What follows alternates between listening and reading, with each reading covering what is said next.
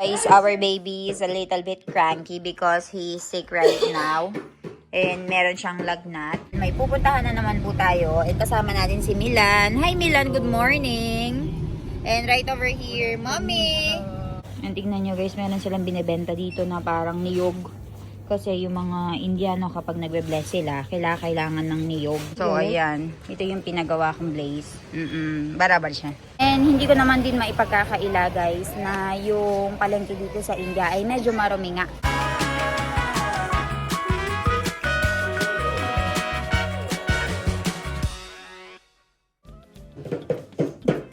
Guys, our baby is a little bit cranky because he's sick right now.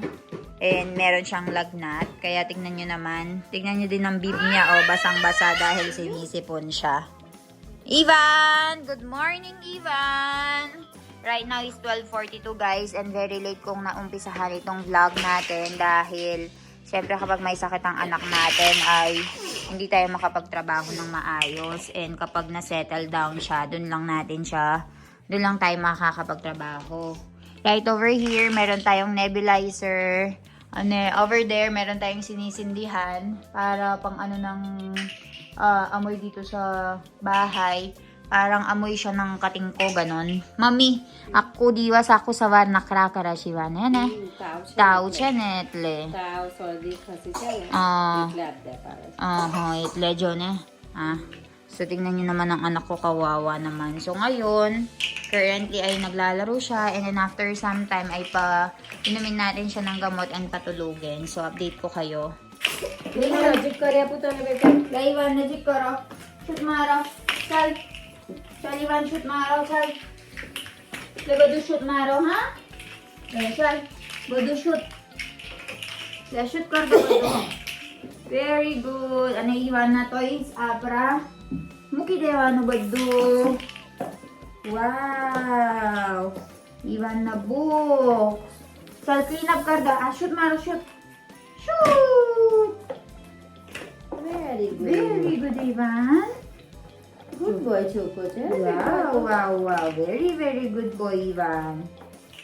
Wow.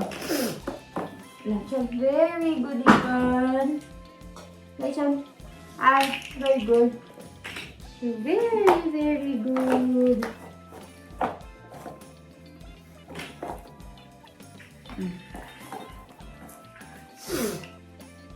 Wow! Shoot! Shoot ka! Shoot! Wanna shoot ka! Shoot ma! Very good! Hi guys! Kamusta kayong lahat?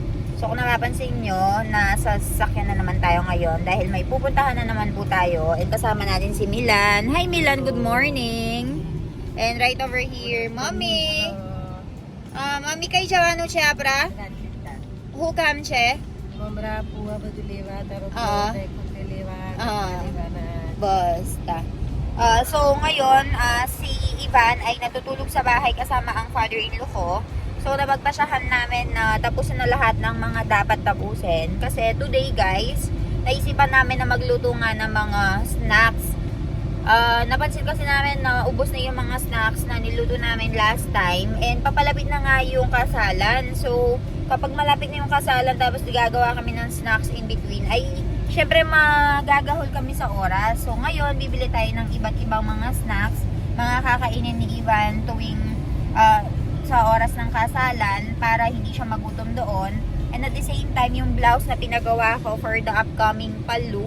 Kasi sa palu, meron silang tinatawag na palu kung saan yung groom ay magbibigay ng gift kay brunda or sa bride. So, pumunta kami doon 2 or 3 days bago yung kasal. Bibigay namin lahat ng mga regalo naming ginto, mga sari, mga chocolates. Parang gift ba ng groom's family para sa bride na pwede niyang suotin sa mismong kasal. Parang ganun siya. So, pinagawa ko yung blouse ko para doon. So, ngayon pipikapin din natin yun. So, tara, samahan nyo kami sa agenda namin for today.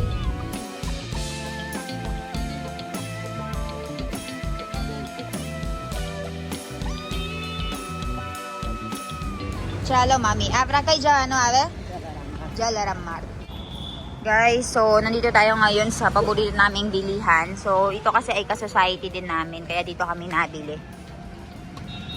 So, ayan. Pasok tayo sa loob. Dito ay bibilhin natin yung lahat ng mga kailangan natin na snacks.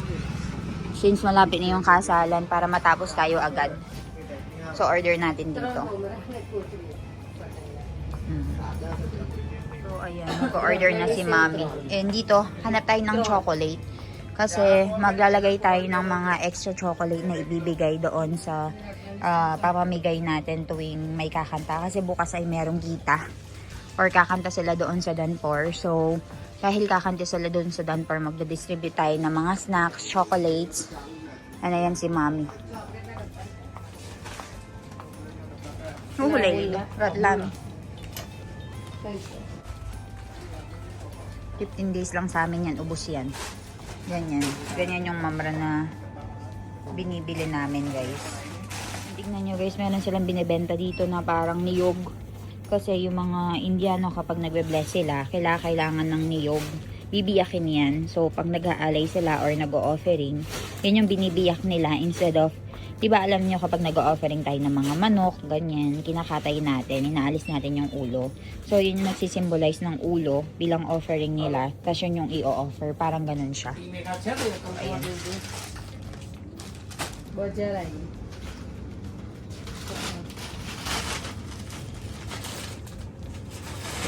So, ayan guys, umorder tayo nitong mamra. At saka yung iba ay hawak ni Mommy. So, ang gagawin naman natin ngayon ay I think pipick upin natin yung blouse. And also, anong gagawin? Mami, abi juhu karano siya, pra? Nasa laylayan pa blouse, ne? Awe, blouse, pick up karano siya, pra? Salo. Ayan si Milan.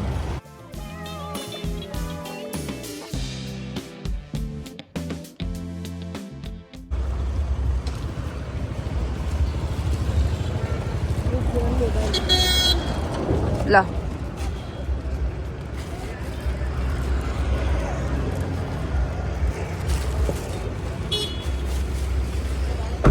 Guys, so ayan, bumili na naman tayo ng mga containers.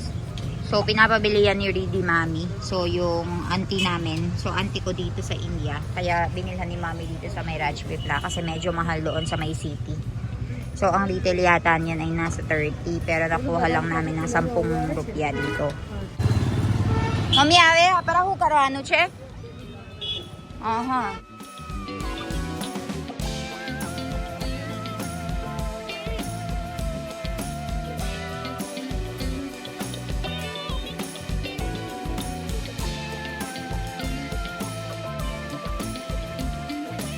Guys, so ang pupuntahan naman namin ngayon ay bilihan ng ng box para doon, makeup box daw para lalagyanan ng mga alahas ni Chano.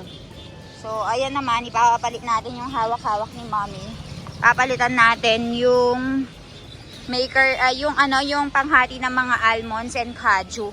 So tara, samahan nyo kami. So ito siya. Ito tayo papalit.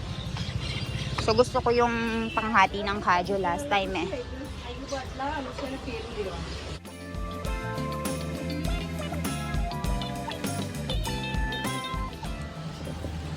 So, naalala nyo ba dati? Naalala nyo ba dati na gusto kong bumili ng ganito? So, ito nga.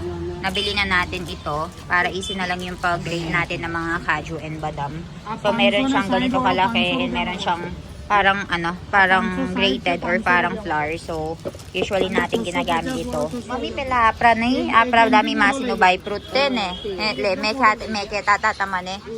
Birite apra laylo. Ilekam lakse. Pela bo agro. Ato bo fatafat pati Jessica.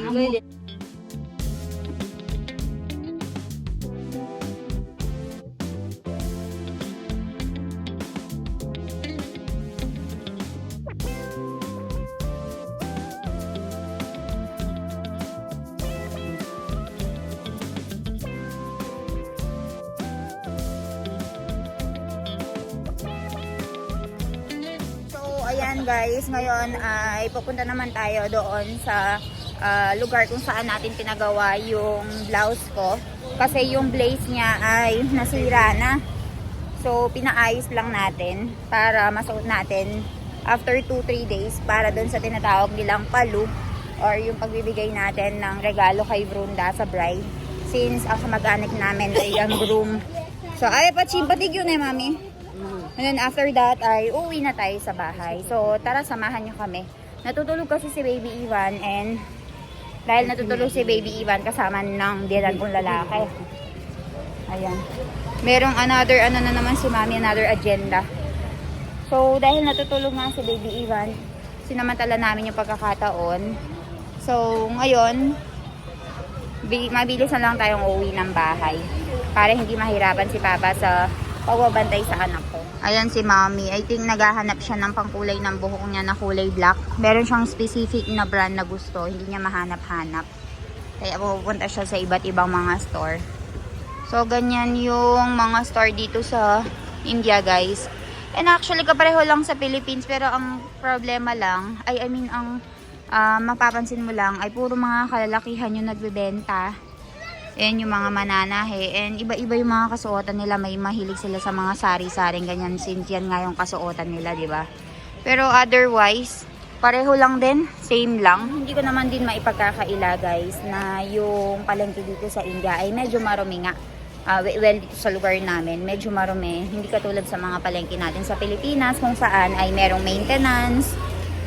Talagang may naglilinis araw-araw after magtinda ng mga tao. So, ayun. Yun lang yung napansin ko dito sa India na kulang nga sila sa kalinisan pagdating sa mga palengke. Kami hulay lido. Black hair shampoo. So, kam umarara ba ni Gwen? Black kara Joyce. At tamara to var kara to che. Aha, Papa Haro. So, ayun. For Papa din, guys. Bumili daw siya for Papa. So, tara, samahan nyo kami, guys. So, ayan, guys. Dito tayo nagpa-ano ng blaze natin. Chala. Chala, Mara, patigyu. Patigyu. Chalo. Hukarash. Video ko yapone kama badu. Hukam kaira karosh. Malik kewa ya badu karay? Cutting courage. Aha, barabar. Cutting करो. Eucha. So, kung napapansin niya, ayan, mga lalaki yung mga nagtatahi dito. Diba? Ganyan dito sa India. Mami, ikam gents sivrawas. Ladies na sivrawa. Jo ne?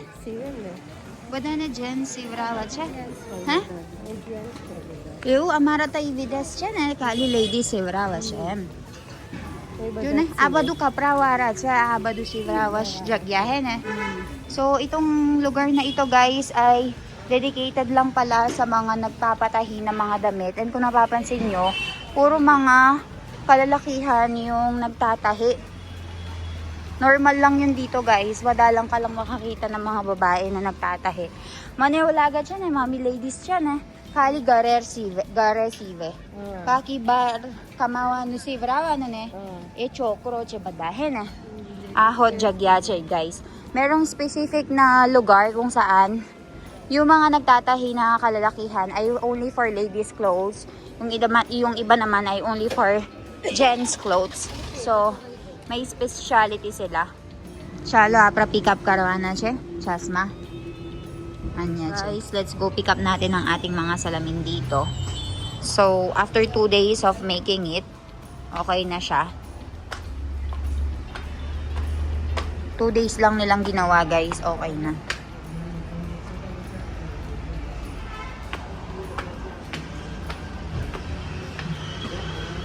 Tara, pasok tayo sa loob. Yeah?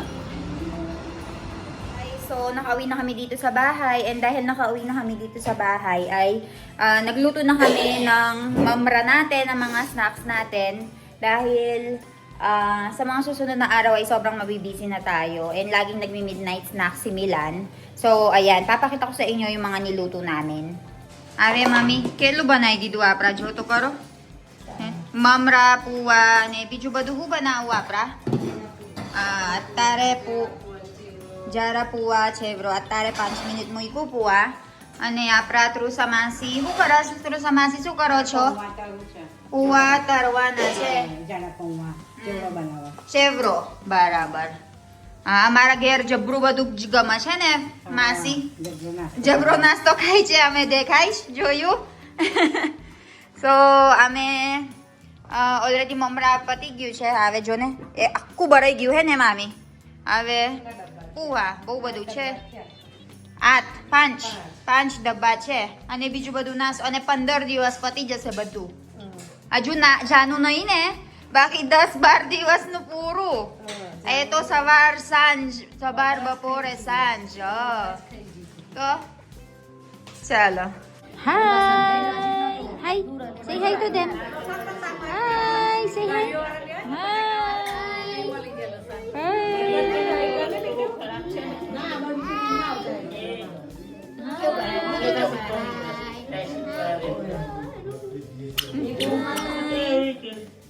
Hello, Ivan, hi, say hi to them. Hi,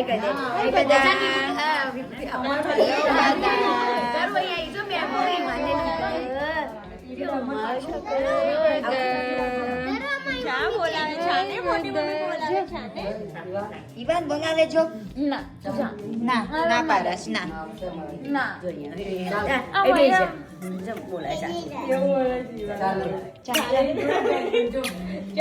Ai pun lagi dah.